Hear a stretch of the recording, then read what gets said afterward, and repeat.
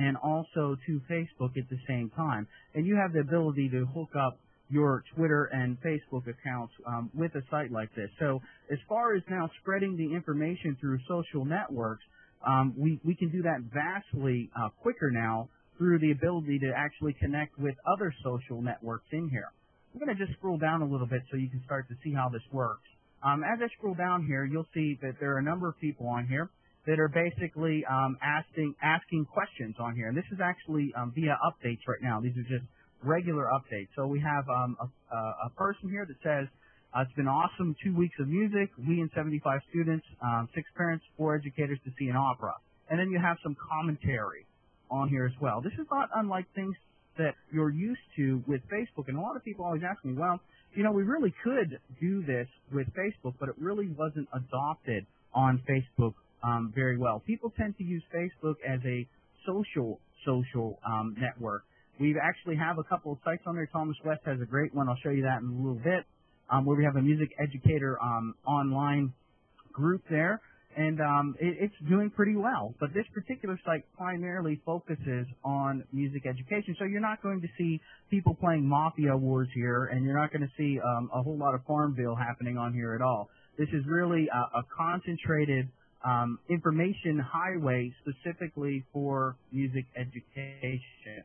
So I'm going to show you how some works a little bit more. I'm going to go in here to the groups button. And right now are being decided upon by a hearing committee, but later on we may open this up to where the users can come up with their own groups. What you see here, basically your standard information that you would expect to see in music education type of forum, conducting early childhood music, higher education, middle school music, and so forth. Now, within each one of these groups, this is where it gets really, really interesting on this site. And this is where, if we can actually just harness the power of information and make it searchable and make it categorical and hierarchical, we can literally start to make great gains in what the information's out there, how to find it, and how to respond to it. So within each one of those groups that we just went through out there, there are a number of topics that have started. And so on here, basically I'm scrolling through right now, and you'll see that this is in order by last active.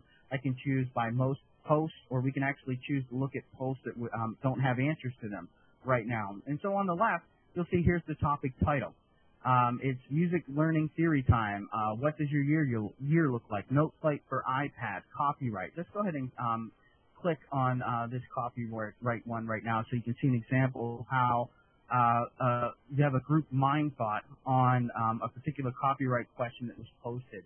Now, what you see up here on the top is your primary music education group, and then one of the cool things about, again, using these type of networks that are very verbose and very connected is that you can actually subscribe to the content of this particular forum or this particular group. You can have a weekly digest, you can have a daily digest, you can have an email every time somebody posts a new post that you're interested in. So again, the information can find you.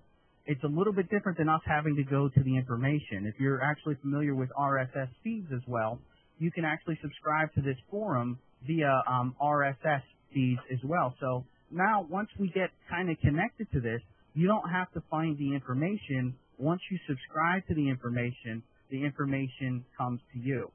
Across the top of this, we have what's known as a tag cloud.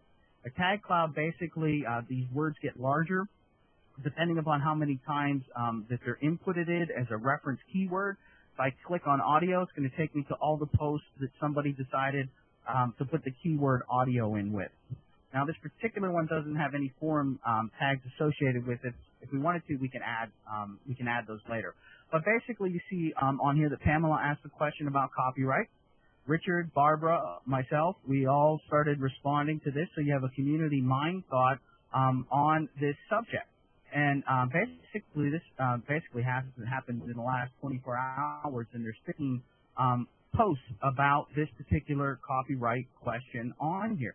So not unlike a forum, but a forum that's Web 2.0 enabled. That is, that if I wanted to, when I replied to this, I'm just going to go all the way down to the I can actually post a reply. When I do that, I can click on to Twitter or to Facebook, and if I did that on Twitter, it's going to say that Joseph Pisano posted a reply to the question about copyright on the musicpln.org. I can also subscribe to this entire feed of information, this thought of information, via RSS feeds. Once you get onto RSS feeds, it's actually not that complicated to make them work for you. And I have a number of posts about that at newstech.net if you're interested in learning a little bit more about RSS feeds. Then on here, a couple things that we're working on in this environment, or I shouldn't say environmental, this is for the Music PLN environment. Right now we have 2 ways to enter events. We basically have a global event list that people can subscribe to this, and you can see on here METOS, National School Board Association, Vermont Music Educators Conference. And right now, hopefully coming by the end of the week, I've worked with this. It's been online in beta. I've taken it off, and we're going to put it back on, is we're going to have the ability for the users themselves to make event lists. And again, these can be separated by state. They can be separated by conference. You can look at all of them. You can even see a Google map to the event. So for the music educators that are on here that say somebody in a particular county or state or even country, because there's a lot of people on the musicpln.org that aren't from the United States. You can sort these in all these different ways, and you can then subscribe to them. And we're getting this set up so that this is going to be automatically entered into the Google Maps public event list. So if somebody decides to say, post that they're having an elementary or a junior high school or a senior high school concert via the Music PLN, not only will that be available on here, but if you do a Google search of the particular area, just a map quest, and if you've ever done this on Google, it'll show you events that are happening in this area around this time. And so we're going to integrate that into Google Maps, and that's hopefully going to be coming, if not this week, in the next week as well. So just a couple more things here on Music PLN, because I think this is a great example of checking out the power of a Music PLN on here. We have frequently asked questions, which is basically how to run this in some videos. We also have the ability to share links in here. And there are lots of link hives out there on the internet. But this is a link hive particularly for the musicpln.org, and users are starting to fill this up very well. And there's a lot of information on here that is to music educators. So what is the advantage of this particular instance of a Music PLN? Again, we have a lot of users that are using it. Remember this, it takes a community to make the community succeed. People have to be actively involved. We can see here we have a post by David that just put this up here. And he actually, he actually posted this from within the PLN. But it takes a community to make these type of things work. You have to put a little bit of effort in, but once you do, all of a sudden, the fruits of that become enormous. So on here, we're actually doing a couple things with individual groups. We have some groups that are private for people that are focusing on a particular subject and they want to have a base of operations. You can do that with this website and with some other websites as well. I'm going to show you 2 websites that the one used to be free and one's free that folks are using their professional learning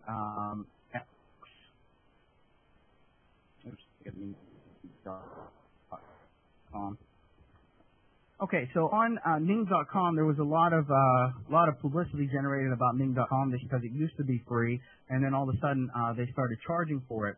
But Ning.com is a fantastic personal professional learning network where you create your own social network, very similar to the musicpln.org. Anyone can do this. It's a little bit costly right now, but it's a well-known, well-done entity. I wanted to show you very quickly another component of this, Ning, that's free, and you still have public and community, private-based networks or social, and this is called Spruce. It's fantastic. You simply enter a community name, and you enter what you want to have for a web address, and you start it out. And from here, you can basically do what we're doing on the musicpln.org. It's a little bit limited. The free plan is up to 250 members. But it does provide, especially for those of you looking to have a small network, maybe for your county band or your county chorus or your MMEA or your local group. These type of learning networks are a fantastic way to get everyone together and get all of the information into one spot rather than having to do multiple email accounts, multiple lists. and even documents sent out that way, you can simply create one of these Screw sites for free and start organizing your school, your district, or any of the organizations that you're involved in through a social network type of environment. And real quick, I'm going to go over here to Facebook. And this is our online music education Facebook group. There are lots of discussions happening on here for people that are comfortable with Facebook and don't necessarily like to go outside. This is run for the most part by Thomas West, who's one of the moderators of the Cover It Live that's happening right now for METOS. And this is an online group, and I would encourage you to join it. It's Online Music Education on Facebook, and it provides a similar forum for discussion about music education in a social networking environment. Okay, I'm going to just pause for a minute here and see if there's any questions about the Music PLN or professional learning networks in general. Let's slide up down here. If you have a question, you can hit the raise hand button.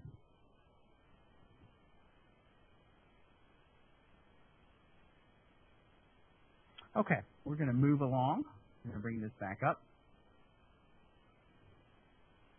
Okay, social networks. I want to talk a little bit more about social networks. And I started this slide out by social media isn't just for telling people about a recent television episode or a trip to the local store anymore. Teachers are... Yeah. I'm sorry to interrupt, but we don't see your screen. Okay. Thank you. All right, we'll bring that back up. I'm going to share the screen. If you have never done one of these webinars, it can actually be quite nerve-wracking. I've done enough of them now that I still get nerve-wracked, but it's not quite as bad. Let's see. You never know if everyone's paying attention or not. But okay. So social media isn't just for what you're doing today.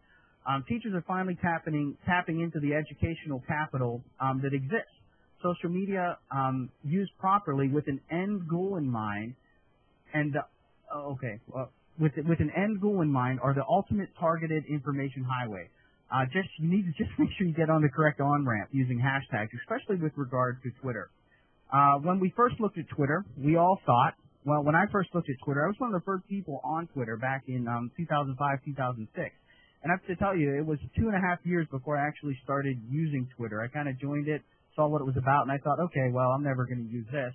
And frankly, right now, Twitter is the way, other than the Music PLN, but the PLN is so connected to Twitter, that this is the way that I keep up on everything that's happening in music education right now. Is social media here to stay? The answer to that is absolutely. Yes, it is. And I have a website I'm going to pull up here. It's a very interesting one by, let me just get the right spot here. I'm going to minimize. Where did it go? All right. I hope I didn't close that. Had all my things ready to go. Okay. Let me open up here. Just had to do a quick search for this.